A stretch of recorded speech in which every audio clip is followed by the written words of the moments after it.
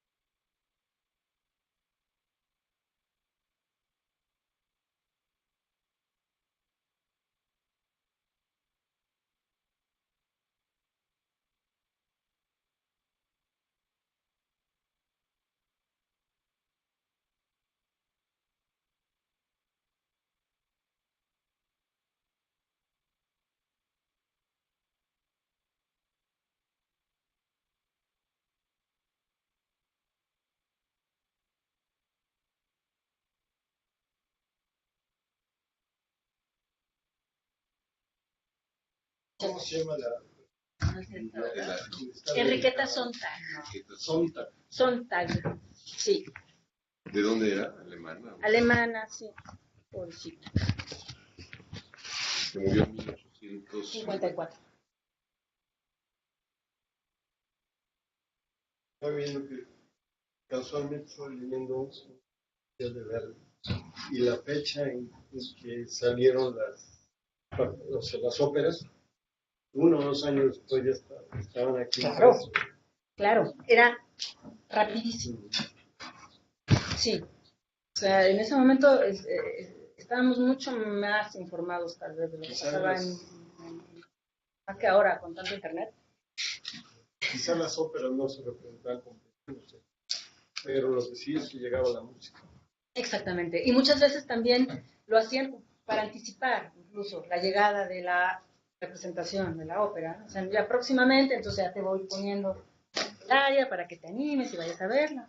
Tal vez como lo haríamos con un tráiler de cine, ¿no? Algo así. O sea, todas estas prácticas no son nuevas, o sea, se hacían, son prácticas de publicidad y de mercadotecnia, tal vez, ¿no?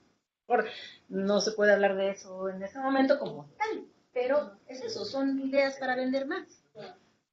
Para vender más. Qué tesoro, ¿y ese dónde lo encontraste? Ah, ¿verdad? Sí, eso está Lo que pasa es que de enchinar la piel, qué cosa tan La interesante. lagunilla, ¿no?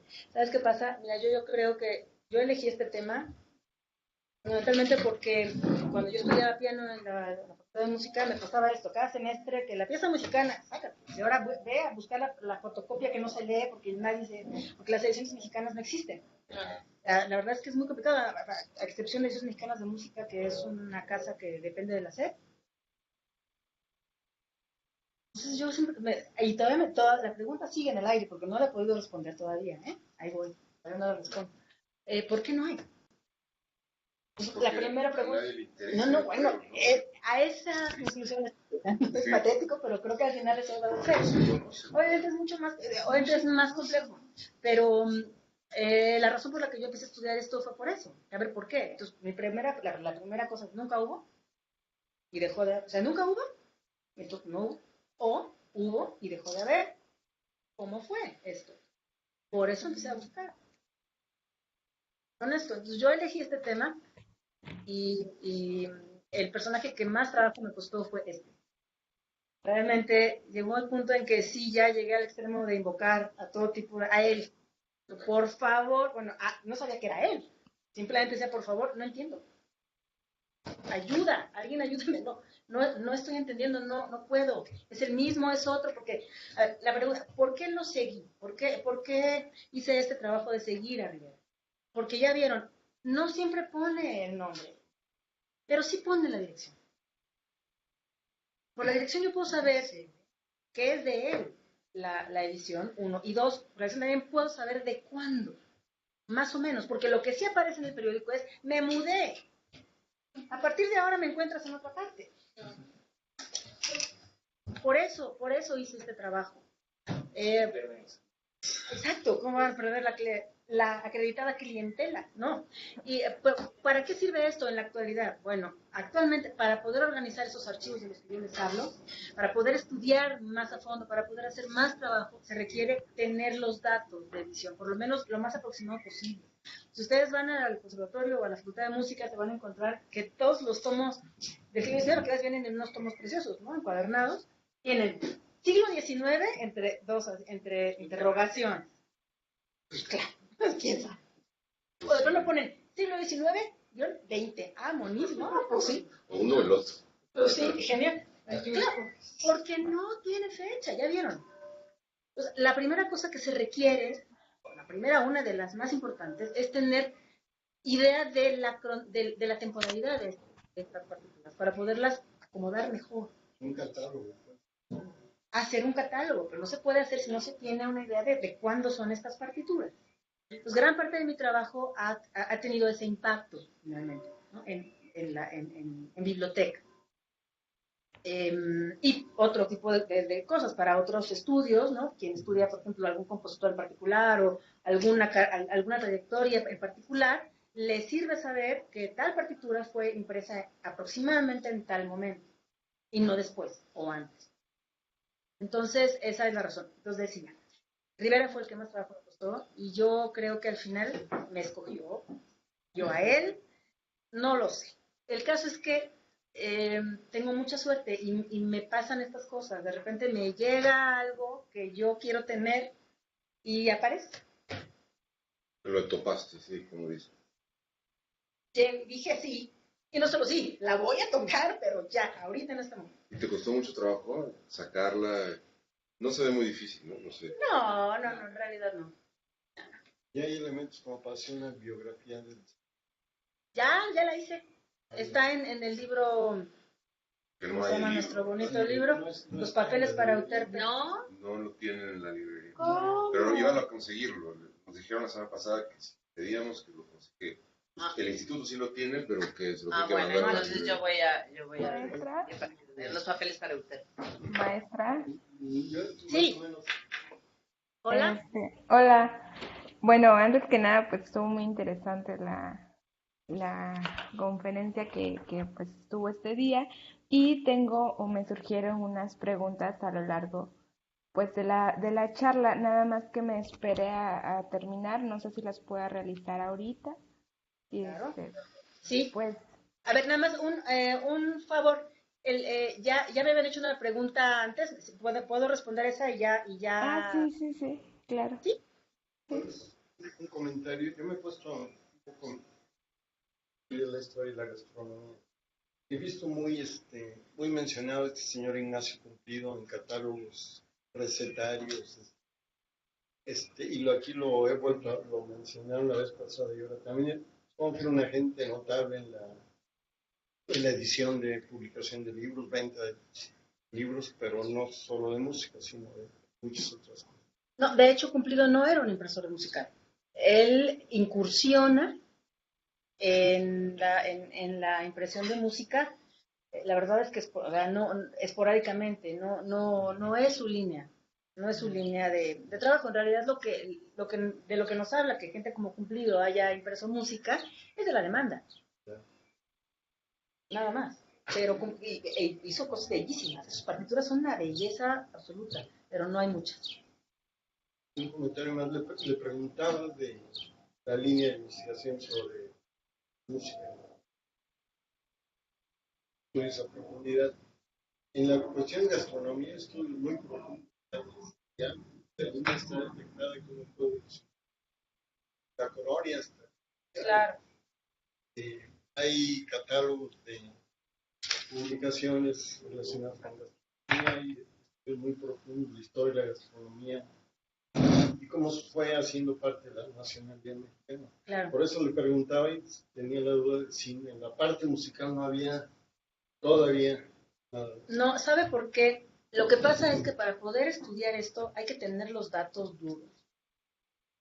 Lo que ha habido, eso sí hay, es mucho trabajo, yo diría, de tipo estético, ¿verdad? De decir, lo que hacen es toman las obras, entonces hablan sobre los estilos, sobre si tienen que ver con algún estilo particular, ¿no? El europeo, el romanticismo, el clasicismo, o si la música, o si cierta música refleja de algún modo estas tendencias, ¿no? Europeas, o si acaso hablamos de otra cosa, en fin. A nivel estilístico, pero para hacer un estudio como el que usted sugiere, sería, de hecho, va a acabar. Se requiere mucho más. Se requiere, por principio, digo, cerveza nunca se tiene, lo sabemos. Las cosas no son hieráticas ni nada. Uno va encontrando cosas y va cambiando. Pero si no se tiene de entrada una estructura de la cual partir para empezar a estudiar, pues no se puede estudiar realmente. O sea, se pierde uno muy fácilmente. Ya cuando llegas a Rivera dices, sí, yo voy a estudiar la imprenta de música. Muy bien, muy bien. Ajá, cuando llegas a Rivera te encuentras con que no sabes si es Rivera, que no tiene ni nombre, que no tiene ni nada, ahí te paras porque no puedes seguir. Entonces, el asunto es ese. O sea, si lo que se pretende hacer es estudiar la música mexicana de esa manera, hay que tener, son primero estudios que permitan ese camino para pararse ahí.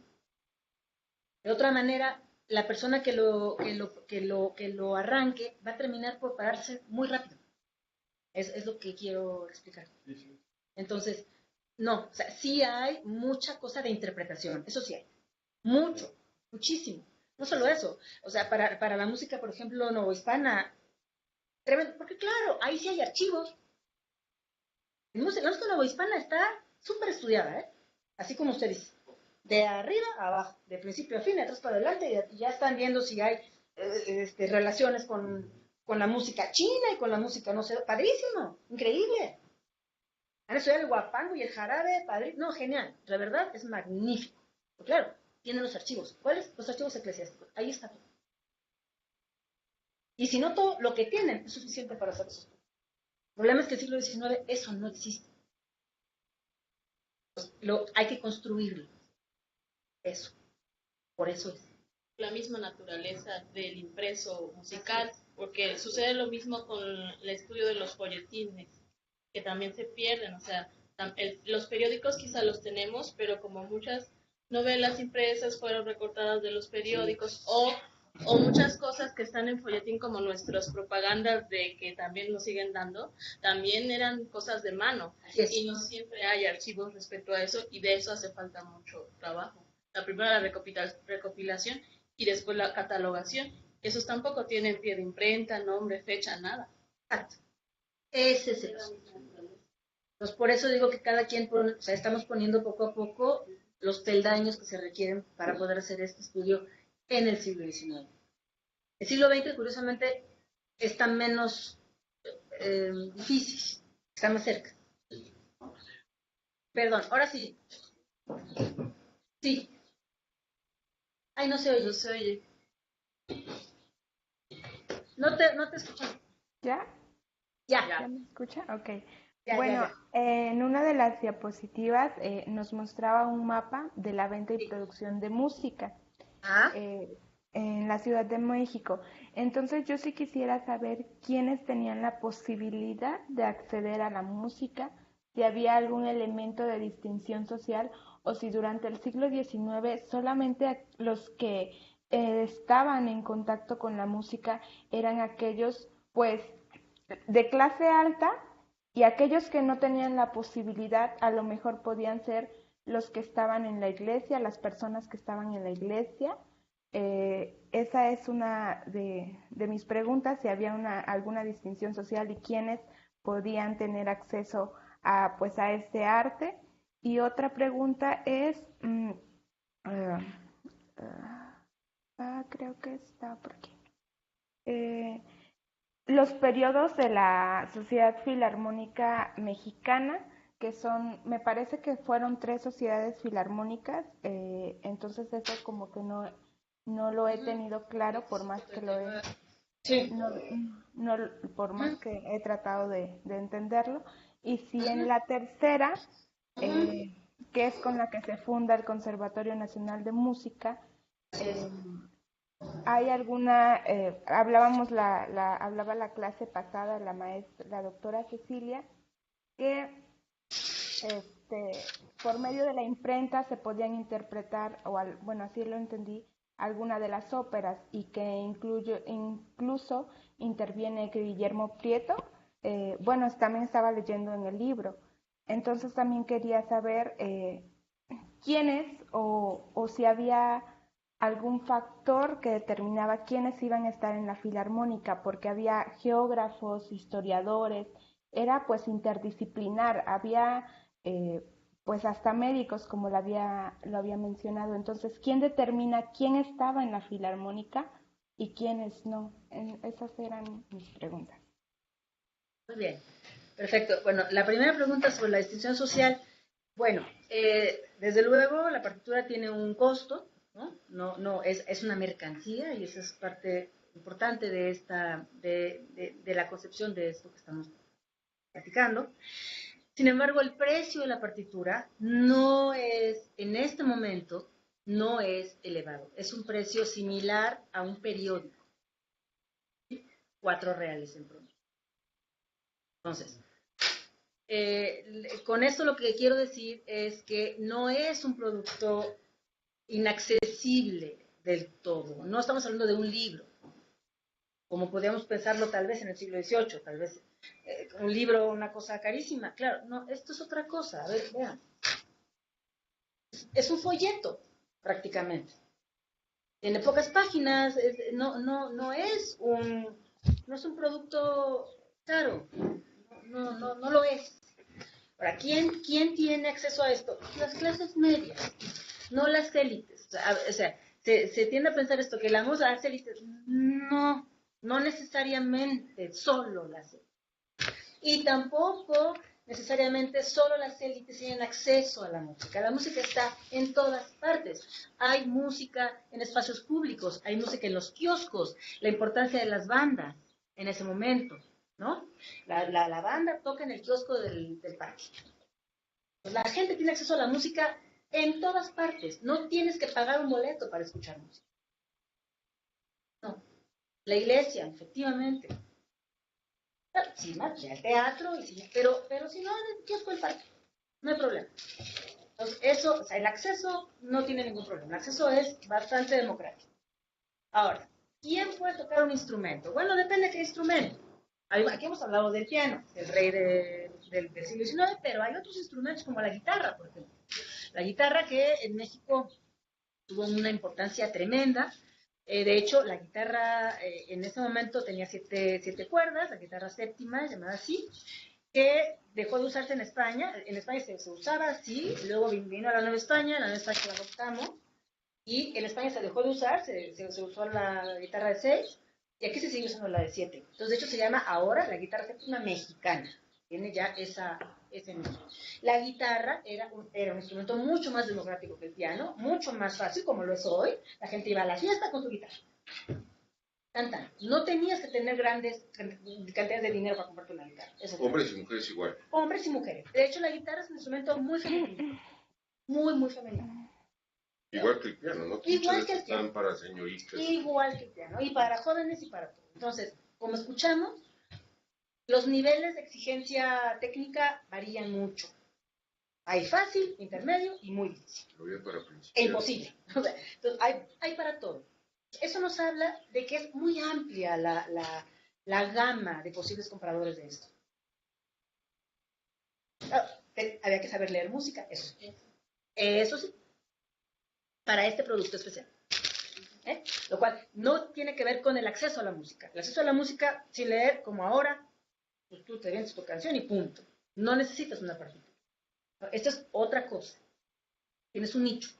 Pero aún en ese nicho, este producto no es inaccesible del todo. No sé si respondí a la pregunta. ¿Sí? La segunda, 3 sociedades filarmónicas, la de José Mariano Elízaga, 1825. Fue la primera sociedad filarmónica, duró poco, y su nombre lo indica. A ver, filarmónico quiere decir amante de la música. No necesariamente músico, simplemente amante de la música. Lo que conocemos hoy como orquesta filarmónica, como una orquesta profesional de música, eso en ese momento no existe como tal.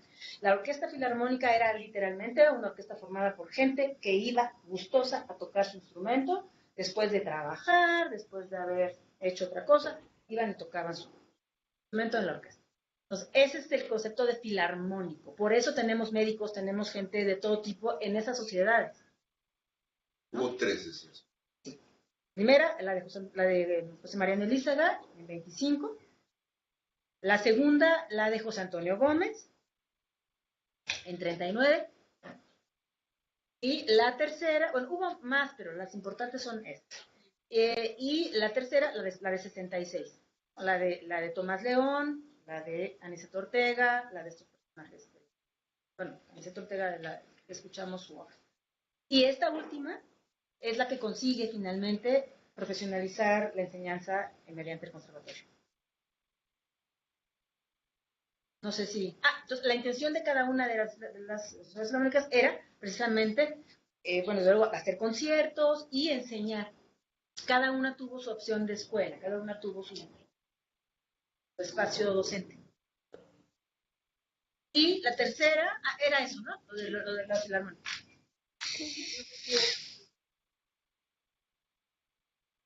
Ok. ¿Sí? Respondí la pregunta. Yo también Sí, preguntando, claro. esto era en México y había en otras ciudades filarmónicas, en Puebla, En Veracruz. Sí, claro. Sí. O sea, este fenómeno se reproduce, todas las ciudades. claro. Sí, entonces lo que ocurría era que gente como Rivera, por ejemplo, que tenía una producción muy importante, lo que también tenía era una gran red de distribución. Eso es una cosa que tengo que estudiar. ¿Cómo llegabas, cómo vendía toda esta producción a la República? No tenía correspondencia. Sí.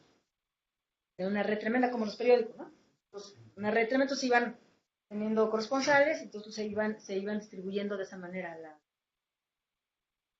Encontramos partituras de Rivera en Coahuila. Yo no me acuerdo dónde leí, creo que era la partitura misma, que en la portada decía, J. Rivera. Ajá. Entonces, seguramente fíjate qué interesante, entonces un corresponsal que vendió eso en Guadalajara, pero estaba impreso por Rivera, aquí en la Ciudad de México. Rivera no tuvo taller en otra parte, pero sí tuvo corresponsales por todos lados. Esa cantidad de música que está ahí, que están ahí las partituras, digo, ¿por qué no hacen conciertos? ¿El concierto quién viene? Vivaldi, Mozart, Beethoven, Chopin, No digo yo. Asistir a la nueva temporada de primavera, de verano, de otoño, de invierno. Digo, si tienen todo eso, que no sé, que la fecha, que se interrumpe la fecha, que se interrumpe el lugar de donde se fue impresa, pero hay algo ahí, ¿no? Hombre, hay una maravilla. Los estudiantes, no maestros. Yo tengo eso, a ver, hijo mío, vamos a organizar un concierto. Claro, lo primero que tenemos que lograr es que los maestros lo vean así. Pero ellos tienen conocimiento de eso. Bueno, yo creo que también aquí hay que decir es que es un mundo que se está empezando a descubrir, ¿eh? Porque incluso nosotros aquí en el Mora, voy a hacer mi comercial, porque el Mora tiene esta línea de historia de la edición en México. Hicimos ahorita, por ejemplo, usted que hablaba de Cumplido, hicimos un libro sobre constructores de un cambio cultural, que son los impresores. Exacto. Los principales. Entonces, ahí está Cumplido, Lara, García Torres, Galván. Pero es que nadie los había tocado. O sea, era como, pues sí se sabía que existían, pero es un siglo muy desconocido.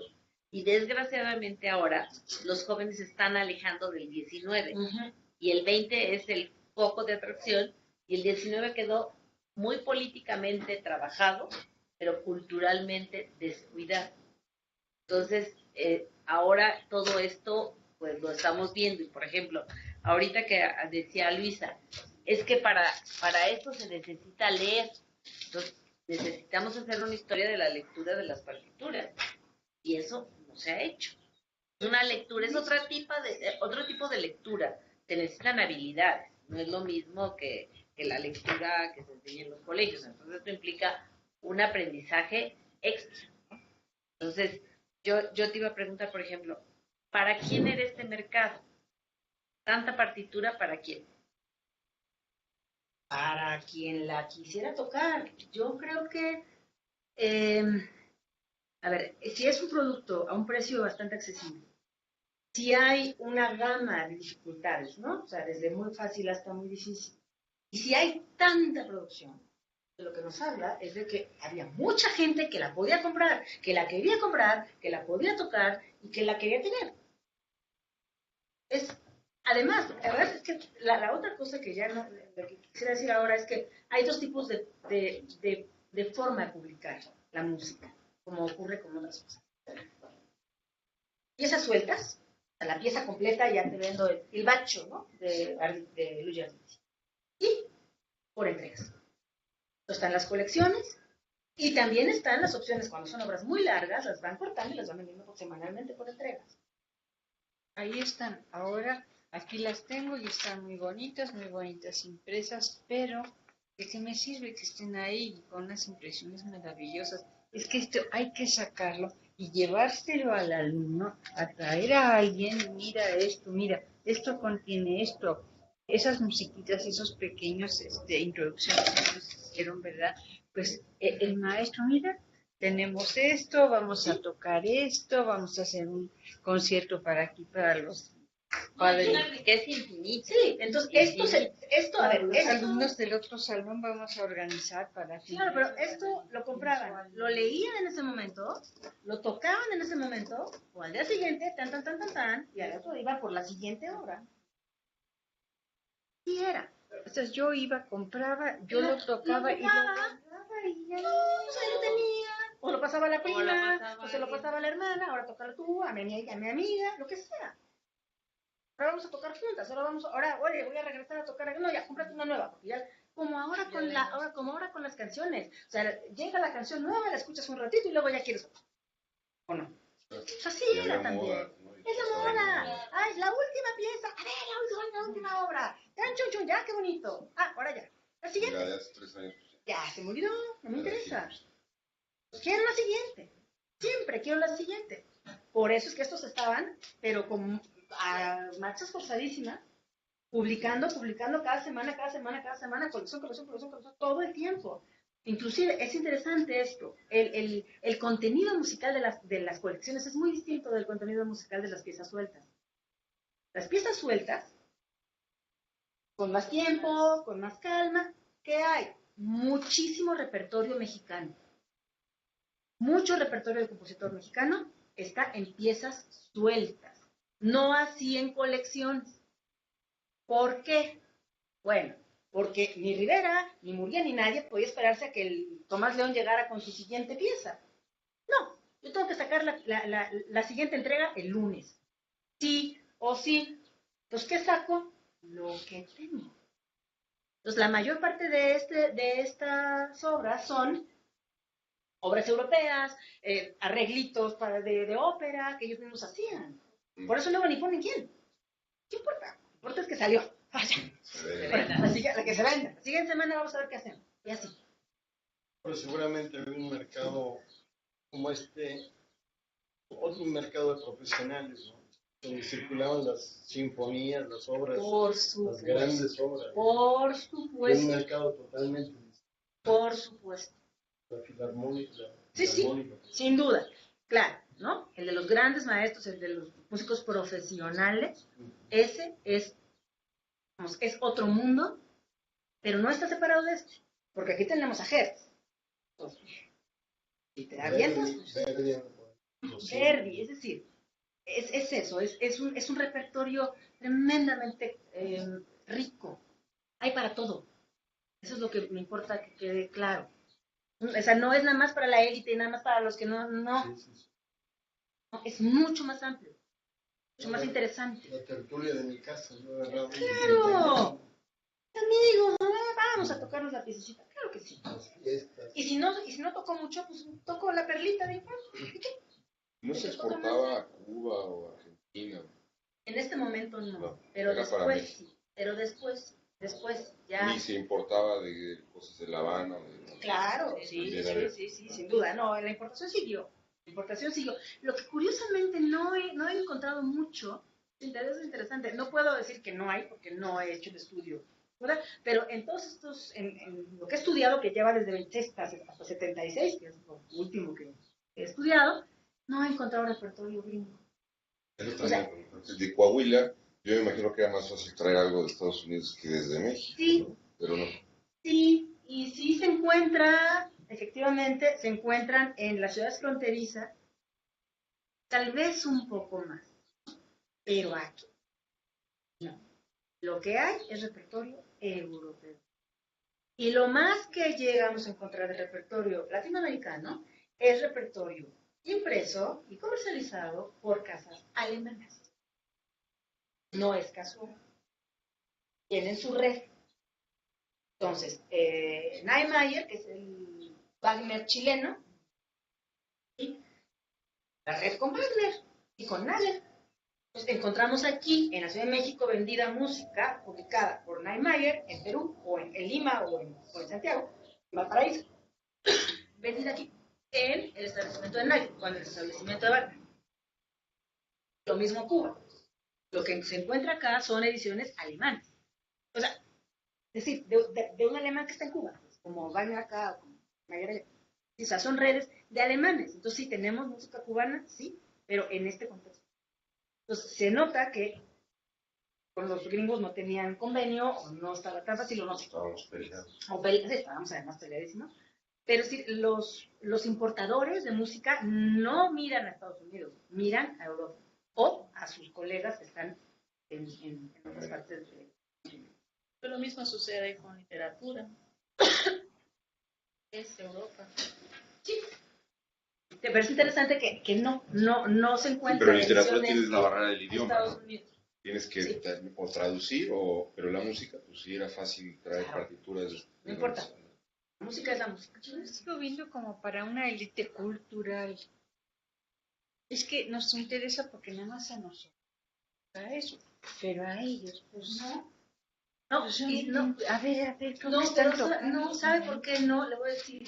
O sea, Si como que usted yo le veo una abertura para decir, bueno, no nada más, usted es un interesado, tiene conocimiento, sabe leer, sabe algo de ese músico, pero yo no sé, entonces, yo nada más oigo ahí como detrás de la puerta, oigo algo que se está tocando, y entonces me gustaría acceder. Digo, yo no puedo ir a comprar como el señor puede llegar y comprar una partitura, a ver qué te llegó de nuevo, porque mañana tengo una fiesta y va a venir el conde, el duque o el señor de no sé quién, y necesitamos, mi niña les va a tocar.